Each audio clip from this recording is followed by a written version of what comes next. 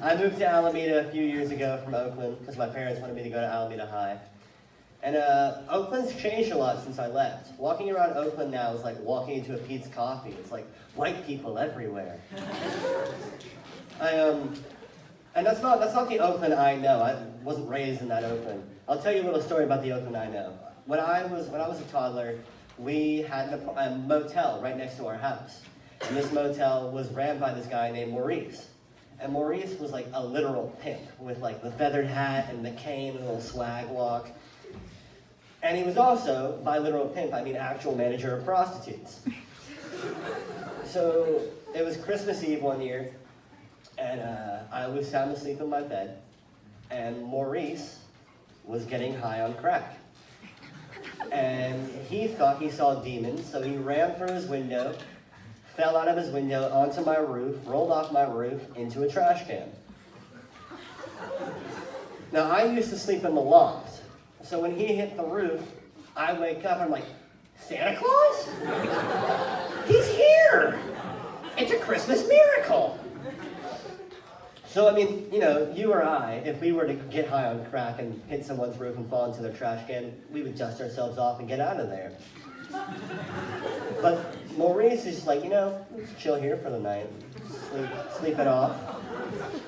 So my family wakes up with Maurice in our trash can. We get a little extra present for Christmas that year.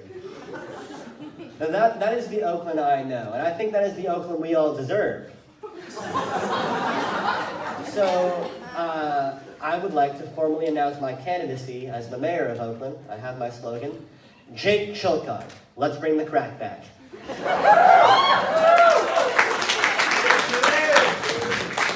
Talking about cities that are really Caucasian, I spent my Christmas break in Germany, in Berlin. And Berlin's really cool because everyone speaks English, and that's really great. They don't speak English because they want to be Americans or anything, they just speak English because their schools are more better. Stupid, it's dumb. So I'm a senior this year. And everyone tells you that being a senior is the best year of your life, you know, it's great, and they are all liars. I have had a really hard year this year. My mom got diagnosed with a brain tumor. But more importantly, I got assigned a zero-period economics class, and that's really thrown off my sleep schedule. It's been the worst. So people ask me why I don't do stand-up comedy that often, and it's because I'm in high school and I have to perform for other high schoolers.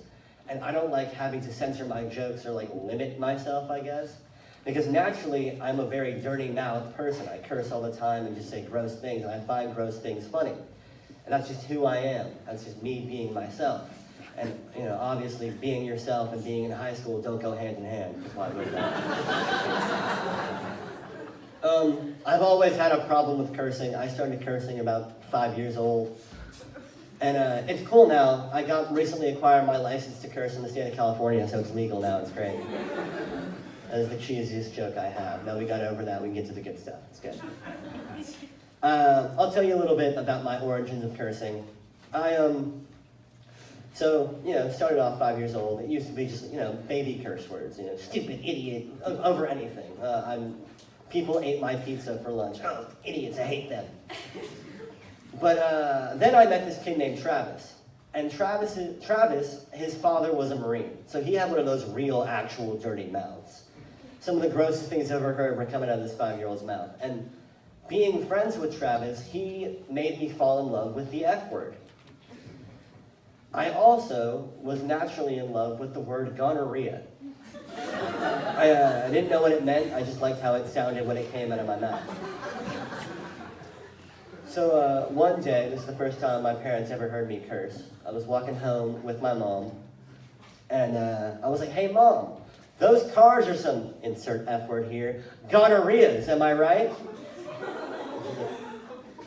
Jake, what did you just say? So I repeat myself, and she's like, Jake, every time you say that, Santa kills an elf. That is a lot of stress to put on a 5-year-old. That's a big burden. So, you know, I was nervous for a long time, was losing my hair for a bit. But once you get a little bit older, you recover a bit, and you come to terms with the fact that maybe elves aren't that great. Maybe someone's gotta keep the population in check, let's be honest. So I've done the math, and just this week, I killed 138 elves. And those might be terrible numbers, but they are efficient numbers. And efficiency is what we need in elf. That is a lot of stress to put on a 5-year-old. That's a big burden. So, I was nervous for a long time, was losing my hair for a bit. But once you get a little bit older, you recover a bit, and you come to terms with the fact that maybe elves aren't that great. Maybe someone's gotta keep the population in check, let's be honest.